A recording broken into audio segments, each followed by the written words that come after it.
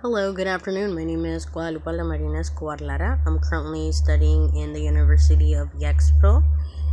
I'm currently in the first quarter of bachelor's degree in English. My professor's name is Stephanie Sofia Gonzalez Dominguez, and in this assignment, I was directed to speak about a specific subject chosen from the topics we have been watching over our lectures that we've had this quarter. So I chose to speak about weather and clothing. In weather, when we're speaking about hot weather on the station of the year where it's very hot, we want to wear clothes that are not so covered up. We rather wear some short shorts. We rather wear clothing of cotton, short and not so thick of clothing, light clothing, colors like white, like yellow perhaps, so that they don't attract that much of heat to our body. We'd like to wear sandals when it's a hot weather, perhaps hats because they are very sunny days, and to use sunscreen to protect our body from any type of burning that the sun can give to us. And that when we're speaking about hot weather, sunny days, and summer type weather. But when we're speaking about cold weather, snow weather, winter weather, we'd rather wear clothes to protect our body, depending on the area you are. When you're in a very, very cold weather, you want to wear boots, you want to wear socks, you want to wear protecting special clothing. I remember when I used to live in Kansas City, Missouri, when it was winter, and I was a child, my mother would put us t-shirts first, or underwear clothing. I remember that there was a specific clothing that would go first above all, or shorts and t-shirts, and after that they would put a jacket, complete jacket that went like with pants and a shirt, and you'd zip it up all the way up to our throat, and it was just exaggerated the amount of clothing you'd be having and walking around with.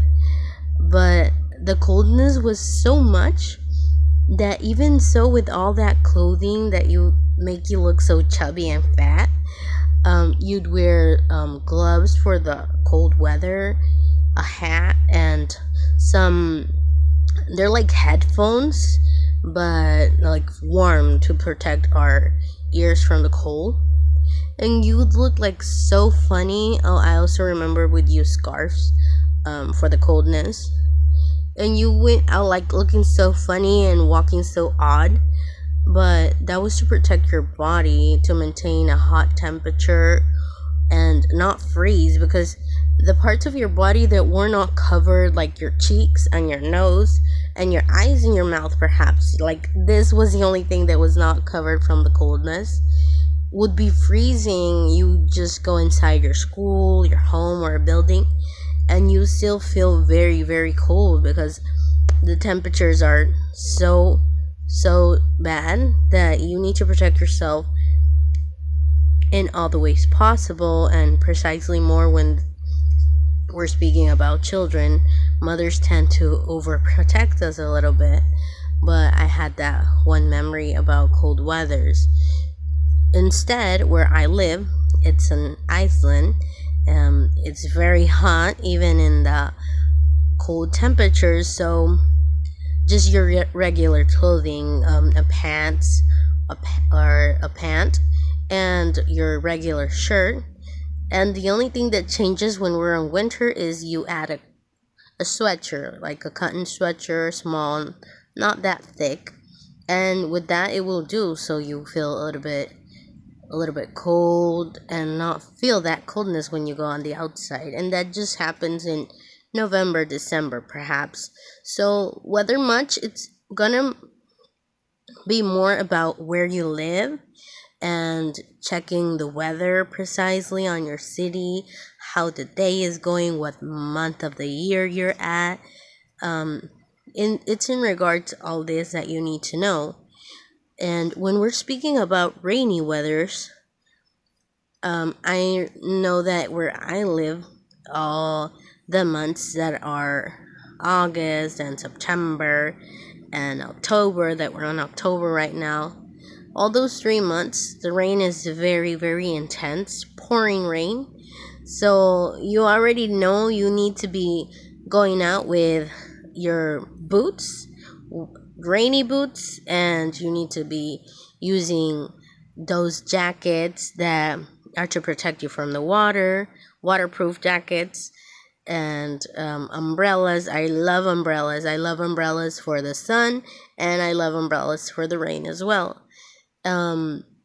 So yeah, you need to go prepared because rains are very, very bad here where I live, because one day it's not raining and the other one, the rain on the streets has gone very, very high on the street. So you're walking and the rain is all over on your knee, all the way up to your knee, the rain. So yeah, you need to discover in reality the weather that you're going to be dealing with every day, every month, every station of the year, so you know which is the appropriate way you need to be dressing up for the occasion. Like they say, if it's a dance, if it's a party, how would you be dressing? If it's a formal dressing or informal dressing, casual dressing, it's the same thing for weather.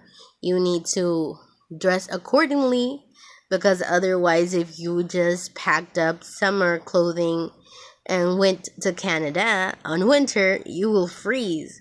And the other way around, if you're used to being in places that are very, very cold and you go from Canada, for example, to where I live from, and all you packed was over clothing for coldness, and you will be so hot, because it's not even that bad here when it's winter. All you need to be wearing is a small sweater, and that will do. Your socks and your tennis shoes, and that's it. I mean, it doesn't get that cold. So that's basically it.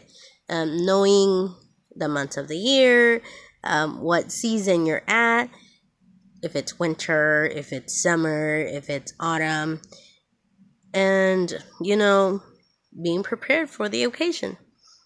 I hope that this was something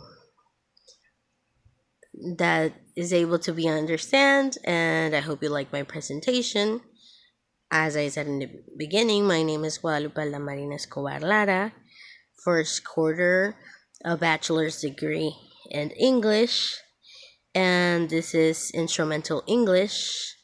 And my topics that I was speaking about today were the weathers and the correct or appropriate clothing to wear. Hope you all have a great day and enjoyed my presentation. Thank you. Bye-bye.